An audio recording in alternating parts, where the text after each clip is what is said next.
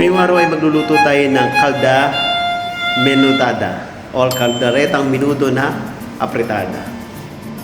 Mga gagamitin natin na ingredients ay ipapakita ko dito.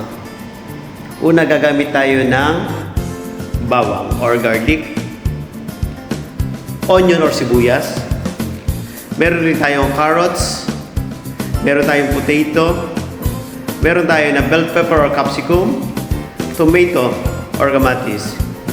At gagamit rin tayo ng mga tomato sauce na dalawang klase. Meron tayo na liver spread. At meron rin tayo na green peas, chili powder, at black pepper, at meron tayo na ajinomoto, hotdog, at dito ay magbo-boil muna tayo ng pork.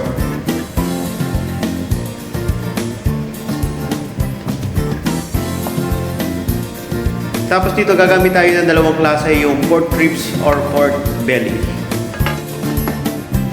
Kaya ako nagbo-boil ng pork dito kasi frozen siya. Ngayon, nalaga ko na siya. Nag-prepare na tayo. Papakita ko sa inyo lahat ng ingredients na ginamit ko. Ayan. At mag-i-start na tayo magpainit ng kawali.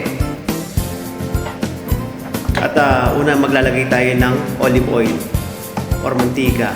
Kahit di naman olive oil, pwede rin. Kaya lang mas healthy kasi pagka olive oil lang gagamitin natin.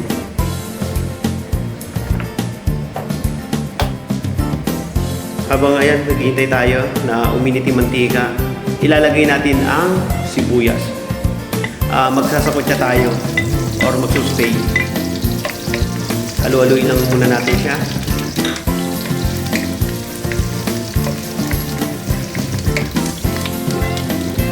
After naman yan, ay susunod natin ang garlic or ang bawang. Kasi ang bawang nakakabango rin niya sa niluluto natin at although nakakadagdag rin talaga ng mga lasa sa pagkain. Habang hinahalo natin,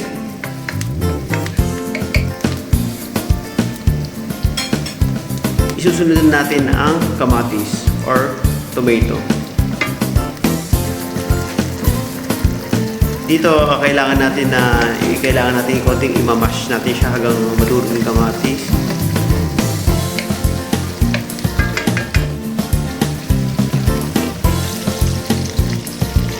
After ayan, haluhaluin natin ulit.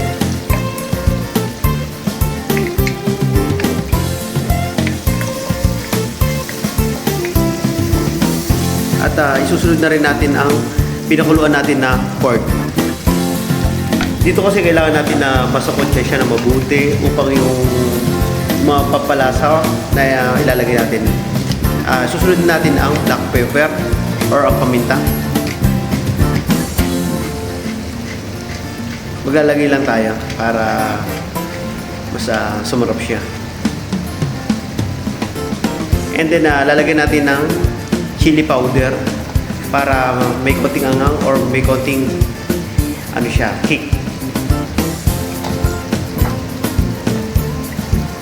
And then maglalagay rin tayo ng soy sauce, konti lang para medyo mas lumasa siya ng konti. Ito ka rin kasi nakakadagdag rin siya sa timpla. And then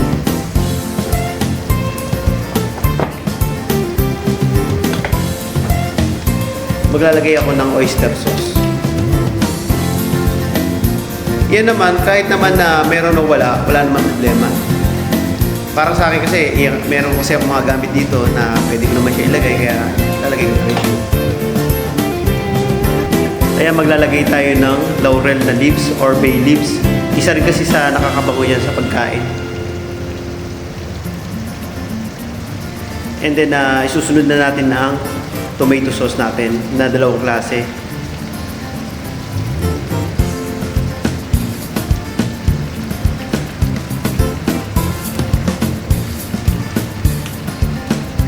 At ilalagay na rin natin ng isang klase pa ng tomato sauce na may flavor. Yung isa kasi parang tomato sauce na gisado siya, tapos ito naman yung parang may flavor siya, parang menudo. Pero ang recipe ko kasi ngayon is parang alanganin na kaldereta, na menudo, na apritada. Kaya ang tawag nga natin din isa calde menudada. Is kakaibang recipe ko na ngayon. At maglalagay tayo ng bell pepper or capsicum. And then, isasarado muna natin siya para medyo mas maluto.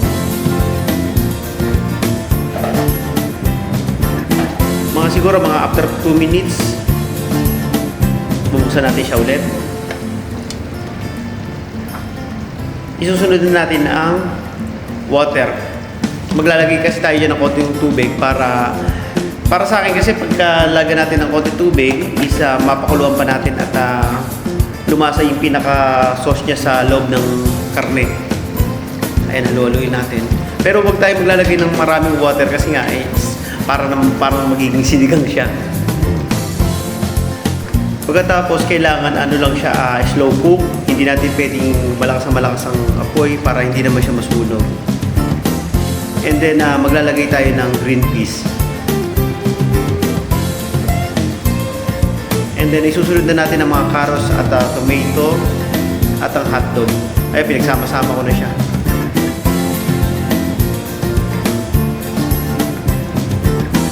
Kaya lang natin siya na maluto dahan-dahan.